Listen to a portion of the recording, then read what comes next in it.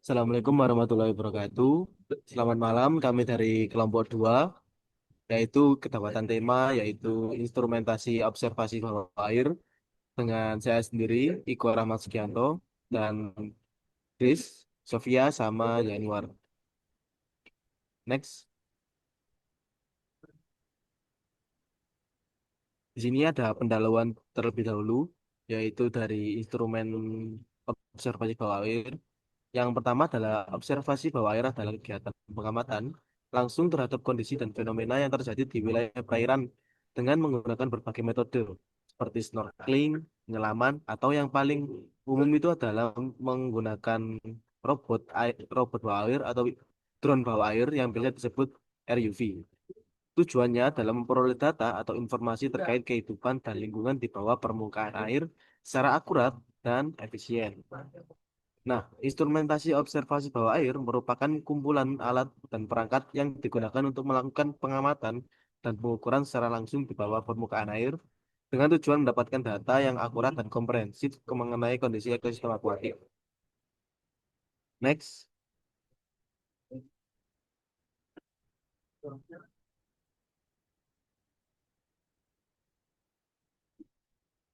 tujuan dari kita memahami instrumentasi bawah observasi bawah air adalah untuk menyampaikan pemahaman tentang pengertian pentingnya serta ruang lingkup observasi di ekosistem perairan, sekaligus menekankan relevansi observasi dalam mendukung pengelolaan dan konservasi sumber daya akuatik yang berkelanjutan. Nah, eh, fungsi dari kita memahami observasi bawah air atau instrumentasi bawah air itu sendiri, eh, salah satunya adalah untuk keberlanjutan dari ekosistem bawah air itu sendiri, karena kita dapat melakukan penelitian serta mengetahui ekosistem-ekosistem yang ada di bawah permukaan air.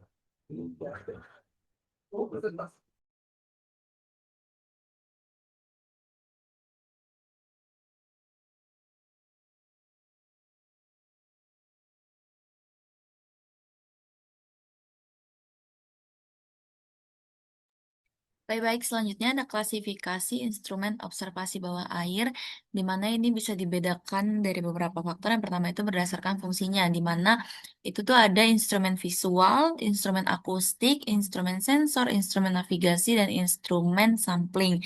Instrumen visual ini itu seperti kamera dan video yang digunakan untuk merekam kondisi lingkungan bawah air secara langsung, termasuk perilaku organisme akuatik, substrat dasar, serta kondisi habitat.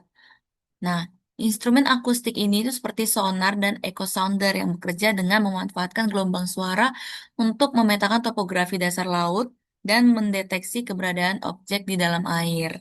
Selanjutnya ada instrumen sensor, misalnya CTD atau Conductivity Temperature Depth dan turbidimeter berfungsi mengukur parameter fisik dan kimia air seperti salinitas, suhu, kedalaman, serta tingkat kekeruhannya. Selanjutnya ada instrumen navigasi seperti GPS bawah air dan kompas digunakan untuk menentukan posisi dan arah alat atau penyelam, memastikan akurasi lokasi pengamatan. Yang terakhir ada instrumen sampling seperti water sampler dan grab sampler digunakan untuk mengambil sampel air atau sedimen yang kemudian dianalisis di laboratorium untuk mengetahui kandungan nutrien, mikroorganisme, atau bahan pencemarnya. Nah, kalau berdasarkan platformnya, itu ada dibagi menjadi tiga, instrumen bergerak, statis, dan permukaan. Instrumen bergerak ini meliputi perangkat seperti Remotely Operated Vehicle atau ROV, Autonomous Underwater Vehicle atau AUV, dan Diver Operated atau instrumen yang dioperasikan oleh penyelam. Nah, alat ini itu berpindah lokasi untuk menjelajahi area luas dengan fleksibilitas tinggi dan sering digunakan untuk survei dinamis. Kedua, itu adalah instrumen statis seperti mooring, lander, atau kamera tetap dipasang pada suatu lokasi untuk pengamatan jangka panjang atau kontinu. Nah, terakhir itu ada instrumen permukaan seperti tow system atau surface buoy, berada di permukaan atau dekat permukaan air. Tow si- Tow system ditarik oleh kapal untuk memetakan area yang luas, sedangkan surface buoy digunakan sebagai platform sensor untuk mengirimkan data secara real time melalui satelit. Nah, berdasarkan kedalaman operasinya, itu ada shallow water instrument digunakan pada kedalaman kurang dari 50 meter. Biasanya itu ada di pesisir, terumbu karang, atau danau dengan kondisi cahaya dan tekanan yang masih relatif stabil. Kedua, ada intermediate depth instrument, di mana dia beroperasi pada kedalaman 50 sampai 200 meter. Cahaya udah mulai berkurang dan tekanan juga udah meningkat, sehingga peralatan dengan ketahanan fisik itu lebih lebih baik. Ketiga, ada deep sea instrument dengan jangkauan 200 sampai 2000 meter, yang dimana ini dirancang khusus untuk menghadapi tekanan tinggi serta suhu rendah di zona batial. Sering digunakan dalam eksplorasi ekosistem laut dalam. Terakhir, ada ultra deep instrument, beroperasi di kedalaman lebih dari 2000 meter, mencapai zona abisal dan hadal yang memiliki tekanan ekstrim. Dikategorikan berteknologi tinggi karena dia bisa dikendalikan jarak jauh untuk penelitian geologi laut dalam atau biologi ekstremofilik. Selanjutnya akan dijelaskan oleh teman saya. Selanjutnya yaitu fungsi dan aplikasi. Fungsi dan aplikasi yang pertama ada Nah, monitoring lingkungan laut. Monitoring lingkungan laut bertujuan untuk memantau kondisi fisik, kimia, dan biologis perairan laut secara berkala. Nah, tujuannya yaitu untuk mendeteksi perubahan lingkungan, menilai dampak aktivitas manusia, serta mendukung kebijakan pengelolaan laut yang berkelanjutan. Nah, pada pengaplikasiannya, monitoring lingkungan laut ini yaitu pemantauan kualitas air laut seperti suhu, salinitas, pH, kadar oksigen terlarut, dan tingkat pencemaran menggunakan sensor bawah air atau IUV. Nah, yang kedua, observasi terumbu karang, lamun, dan biota laut menggunakan kamera bawah air atau dengan metode time-lapse untuk melihat kerusakan ekosistem. Dan yang ketiga, deteksi tumpahan minyak dan limbah industri menggunakan citra sonar dan drone bawah air untuk memantau penyebaran polutan. Nah, yang terakhir yaitu pemantauan perubahan iklim laut seperti pemanasan suhu laut atau peningkatan kejadian pemutihan karang. Nah, pada monitoring lingkungan laut ini contoh penerapannya yaitu penggunaan ROV untuk memantau kondisi terumbu karang di Taman Nasional Wakatobi secara periodik sebagai dasar kebijakan konservasi.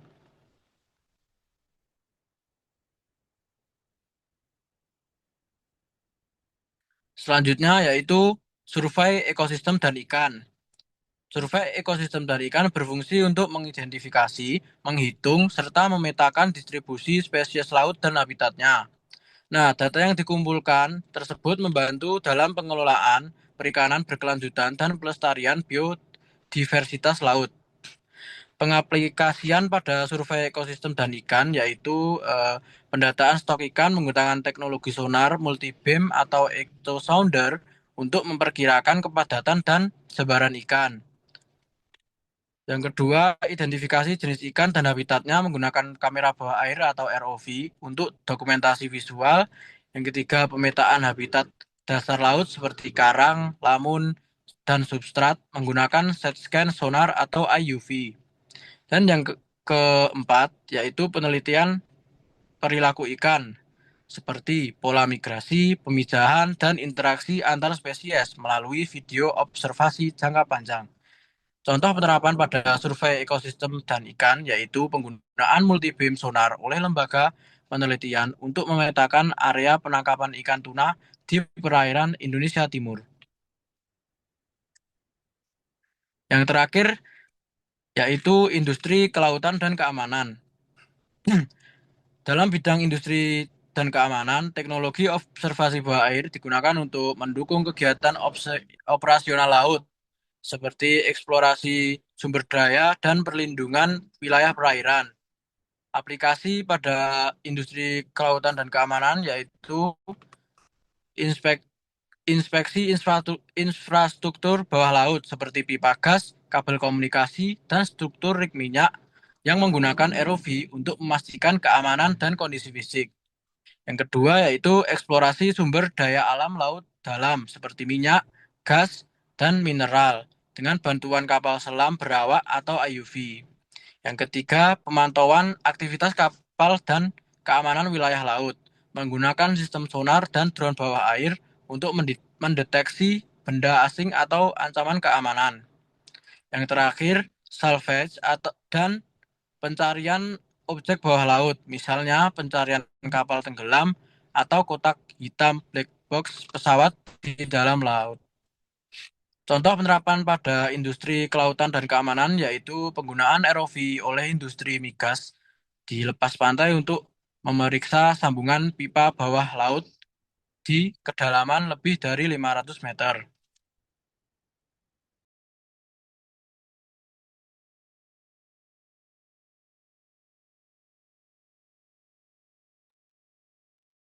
Selanjutnya adalah tantangan instrumentasi observasi bawah air. Nah, dari setiap kegiatan dan penelitian yang kita lakukan pasti ada tantangan tersendiri, dan selanjutnya saya akan membacakan sedikit tantangan dari instrumentasi observasi bawah air itu sendiri. Yang pertama adalah lingkungan fisik yang keras. Instrumentasi bawah air harus tahan terhadap kondisi ekstrim seperti tekanan tinggi di kedalaman, korosi akibat air laut, serta variabilitas suhu dan kelembapan yang sangat tinggi yang dapat merusak sensor dan perangkat elektronik. Yang kedua, yaitu keterbatasan sinyal dan komunikasi. Wilayah bawah air memiliki lebar pita komunikasi yang rendah, serta kecepatan propagasi sinyal yang lambat. Hal ini menyebabkan kesulitan dan pengiriman data secara real time dan memerlukan strategi komunikasi khusus yang tahan gangguan dan latensi. Yang ketiga yaitu distorsi dan intervensi akustik. Lingkungan akustik di bawah air sangat kompleks, terutama di perairan dangkal, menyebabkan distorsi sinyal yang signifikan dan pengukuran menjadi kurang akurat. Pengembangan algoritma pemrosesan sinyal dan platform pengumpulan data seperti glider bawah air sangat penting untuk mengatasi masalah ini. Next. Yang keempat yaitu mobilitas dan penempatan alat. Simpul sensor dan peralatan harus dapat beradaptasi dengan gerakan arus air yang dinamis. Penempatan dan pemeliharaan instrumen di lokasi yang sulit dijangkau juga menjadi tantangan besar, serta kebutuhan untuk pengoperasian otonom dan daya tahan lawan perangkat. Yang kelima, yaitu integrasi dan akurasi pengukuran. Memastikan integrasi yang mulus antara berbagai sensor dan perangkat kontrol, serta menjaga akurasi data dalam kondisi lingkungan yang berubah-ubah. Yang keenam, yaitu pastinya biaya dan sumber daya. Seperti yang kita ketahui sendiri, RUV atau drone bawah air itu memiliki harga yang termasuk mahal. Survei dan eksperimen akustik di bawah air memerlukan biaya tinggi dan teknologi canggih. Serta selain jumlah biaya yaitu sumber daya manusia yang kompeten untuk mengoperasikan RUV itu sendiri.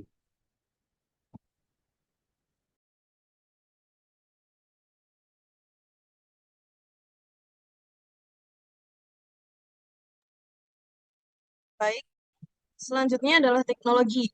Nah, jadi di sini ada 3 teknologi utama yang menjadi fokus dalam inovasi, yaitu sensor tahan korosi, sistem komunikasi bawah air, dan juga kendaraan otonom atau robot bawah air. Nah, yang pertama adalah teknologi sensor tahan korosi, mana pada instrumen bawah air menggunakan material dan pelapis khusus yang mampu menahan korosi akibat air asin dan juga biofouling.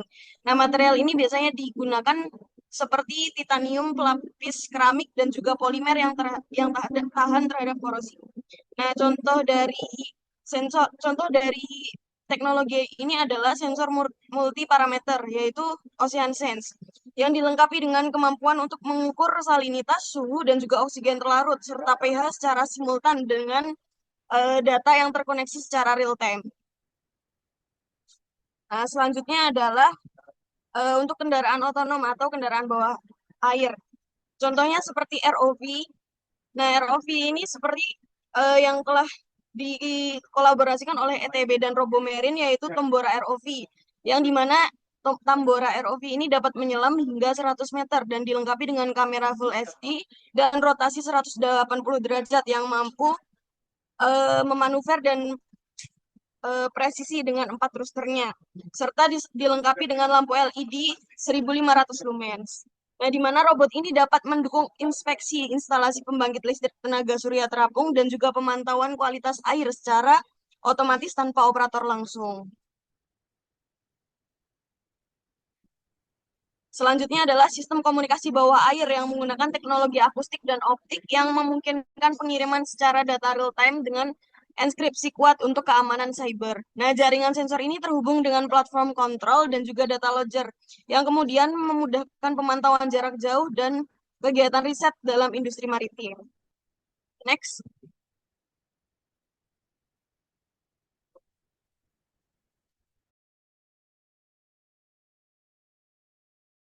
Baik, jadi kesimpulan pada presentasi kali ini adalah bahwasanya instrumen observasi bawah air itu berperan penting dalam penelitian, konservasi, serta industri kelautan juga.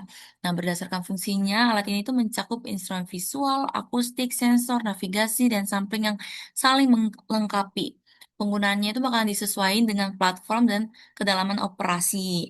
Nah, inovasi teknologi seperti sensor tahan korosi, komunikasi bawah air, dan kendaraan otonom itu terus dikembangkan untuk meningkatkan efisiensi pengamatan. Namun, tantangan seperti tekanan tinggi, gangguan sinyal, dan biaya operasional itu masih menjadi kendala utama juga. Secara keseluruhan, kemajuan instrumentasi bawah air menjadi kunci penting dalam menjaga keberlanjutan ekosistem laut dan aktivitas manusia.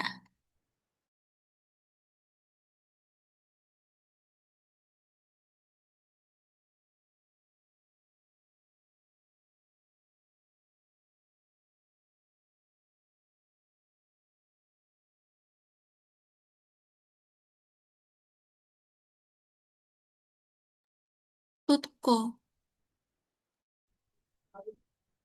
Demikian presentasi dari kelompok 2 yang mendapatkan tema instrumentasi bawah air. Semoga dari presentasi yang kami berikan dapat menambah sedikit wawasan dari buat teman-teman sekalian untuk sedikit banyaknya mengetahui instrumentasi observasi bawah air. Sekian dari kelompok 2. Terima kasih. Wassalamualaikum warahmatullahi wabarakatuh. Waalaikumsalam warahmatullahi wabarakatuh.